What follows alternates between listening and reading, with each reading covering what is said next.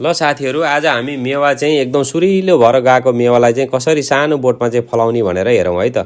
यो चाहिँ लामो भइसकेको मेवालाई चाहिँ बीच भाग एक डेढ हात जति चाहिँ राखेर चाहिँ काट्दिने र टुप्पोको भाग पनि काट्ने है। त्यो बीचको भागलाई फाल्दिने, त्यो बीचको जुन लुङ्गुरो भएर गएको थियो त्यसलाई चाहिँ फाल्दिने। हेर्नुस् है त।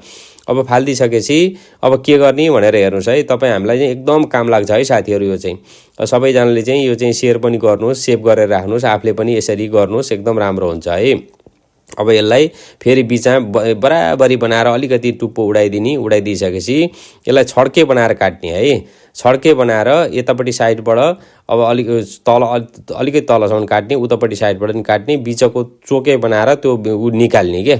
अब त्यो भाग निकाल्ने। अब खप्प परे चाहिँ त्यहाँ अर्को यतापट्टिको टुप्पोको भाग ल्याएर हाल्नु पर्यो नि हैन र।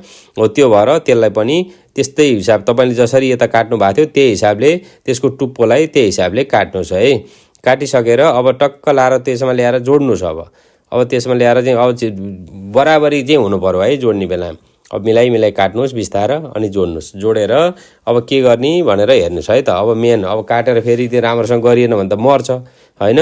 त्यो भए हुनाले यसले सुक्छ। अब त्यो भए हुनाले यसलाई सर्र लाएर चाहिँ अब के गर्ने भनेर यो बेला चाहिँ हेर्ने है त। अब मजाले टेप लगाउनुस् पहिला है। अब त्यो टेप लगाउनुस् सर्र। यो चाहिँ प्लास्टिक है। टेप भन्दा नि प्लास्टिक हो के। यो देख्दाखेरि टेप देखिया हो, यो चाहिँ प्लास्टिकको चाहिँ रोल हो। यसले चाहिँ मजाले गर्ने टेप लगाउने, माथिबाट टेप लगाउने माथि चाहिँ हेर्नुस् है त। बान्ने माथिबाट चाहिँ होस् यसलाई टाइट गर्ने। हामीले चाहिँ काम्रो कस्या भन्छौँ नि, हो त्यसै गरी चाहिँ टक्क लाएर चाहिँ जोइन गर्ने है। जोइन गरेपछि नहल्लिने तरिकाले त्यसलाई जोइन गर्ने। अब जोइन गरिसकेपछि अब के गर्ने हेर्नुस् है। अब माथिबाट चाहिँ एउटा प्लास्टिकले मजाले छोपिदिनुस् है। माथिबाट प्लास्टिकले मजाले छोपिदिनुस्। त्यो जोइन गरेर ठाउँसम्म पुग्ने गरी छोपिदिनुस्। सबैलाई छोपेखा नि है। म हेर्नुस् त परैदेखिबाट सबैलाई यसरी चाहिँ लामो लुङ्गुरो भइसकेको रुखलाई चाहिँ यसरी सबैलाई यो लामो भाला कटिङ गरेर छोटो बनाएर चाहिँ तलैबाट टिप्न सक्ने, धेरै फल्ने बनाउने चाहिँ यसरी हो है त साथीहरु। अब यो चाहिँ धेरै पनि फल्छ, टिप्न पनि सजिलो हुन्छ। अब सबै यसरी